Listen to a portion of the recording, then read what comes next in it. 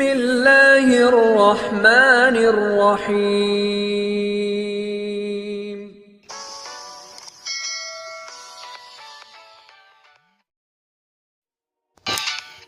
আসসালামু আলাইকুম রহমতুল্লাহ। সুপ্রিয় দর্শক, আজ আমরা মক্কা থেকে জাবাল রহমতের দিকে বাস যোগে রওনা হয়েছি। 4 টানেলের রাস্তা, খুবই প্রশস্ত রাস্তা। আমাদের গাড়িটি এখন টানেলের মধ্য দিয়ে অতিক্রম করছে।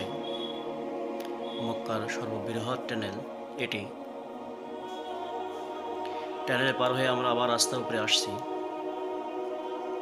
পুরো রাস্তা সিসি ক্যামেরা দ্বারা বেষ্টনীত।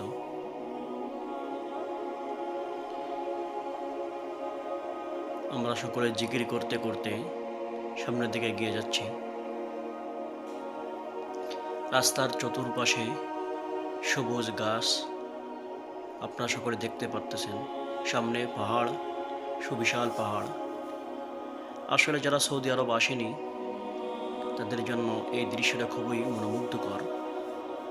রাস্তার চতুর্পাশ দিয়ে দেখছেন মরুভূমির মধ্যে আল্লাহ তাআলা তাজা গাছ, সবুজ সতেজ গাছ আছে এখান দিয়ে। অনেক ঘন গাছ। আসলেই এত মরুভূমির মধ্য দিয়ে এই গাছগুলো যে কিভাবে তরুতাজা দাঁড়িয়ে আছে, এটা একমাত্র আল্লাহ তাআলারই অপার কৃপা ছাড়া আর কিছুই নয়। আপনারা দেখছেন এই মক্কার মধ্যে বৃষ্টি খুবই কম হয়, পানি নাই, তীব্র গরম। রৌদ্রে দাঁড়ালে মনে হয় গায়ে ঠোলা উঠে যাবে।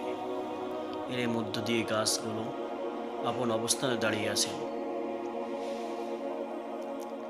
আসলে মক্কার ভূমি আল্লাহ রসুলের জন্মভূমি।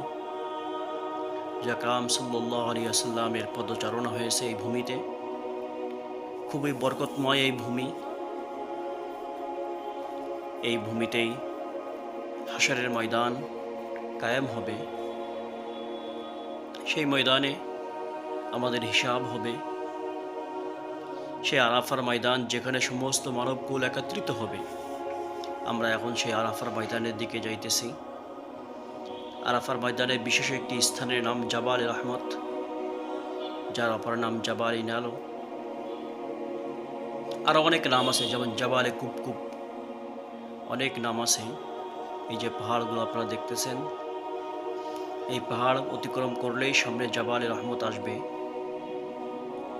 আমরা আস্তে আস্তে সেই দিকে যাচ্ছি। আবার আমাদের রাস্তা দেখতেছেন, ওই পাশের টানেলের রাস্তা কেমন দেখা যায়। একটু বাদে ইনশাআল্লাহ আমরা মিনার তাঁবুর দিকে চলে যাব। ওই ছোট ছোট ফ্যাক্টরি দেখা যাইতেছে ওখানে। আমাদের গাড়ি খুব দ্রুত বেগে যাইতেছে। এই যে আপনারা দেখতেছেন মিনার, ছোট ছোট তাঁবু দেখা যাইতেছে। হাজিগণ হজের মৌসুমে এই মিনায় অবস্থান করেন। আপনারা একটু লক্ষ্য করলেই দেখতে পাবেন ইনশাআল্লাহ। আমাদের মাজমা ইসমাইল, ওই দূর থেকে মাজমা ইসমাইল দেখা যাইতেছে গোল, ওটাই হলো মাজমা ইসমাইল। ওখানে ইসমাইল আলাইহিস সালামকে ইব্রাহিম আলাইহিস সালাম জবাই করার জন্য রাখছিলেন। পরবর্তীতে আল্লাহ তাআলা জান্নাত থেকে দুম্বা পাঠিয়ে দেন। আমাদের গাড়ি এখানে অবস্থান করছে জাবাল রহমতের নিচে। আর দেখেন অনেক গাড়ি আছে এখানে, খাবারের গাড়িও দেখা যাইতেছে। এখান থেকে মানুষ বিভিন্ন ধরনের খাবার সংগ্রহ করে খান। আমরা এখন জাবাল রহমতের সিঁড়ি দিয়ে উঠতেছি। জাবাল রহমতের পাশেই দুটো বাচ্চা দেখেন বসেছিল। এই যে জাবাল রহমতের পাহাড়ের পাথরগুলো আপনারা দেখেন, কত বড় বড় পাথর। এখানে অনেক কুসংস্কার আছে। এখন আমরা জাবাল রহমতের মধ্যে উঠে আসি। এ দেখেন অন্যান্যরাও, আগন্তুকরাও জাবাল রহমতে উঠতেছেন। পাথরের গায়ে দেখেন বিভিন্ন নাম লেখা আছে, এগুলো হলো কুসংস্কার। আসলে পাথরের গায়ে নাম লিখলেই আপনার ভাগ্য পরিবর্তন হবে, এমন কোনো হাদিসে নাই। আমরা এখন জাবাল রহমতের উপরে দাঁড়িয়ে পার্শ্ববর্তী এলাকা দেখতেছি, পাহাড়গুলো কেমন দেখা যাইতেছে। এই জাবাল রহমতে অনেক ধরনের কুসংস্কার আছে যে এখানে দোয়া কবুল হয়। হ্যাঁ, তবে পরীক্ষিত এখানে দোয়া কবুল হয়, কিন্তু হাদিসে এর দ্বারা স্পষ্ট কোনো প্রমাণ নাই। এই জাবালে রহমত অত্যন্ত একটি বরকতময় জায়গা।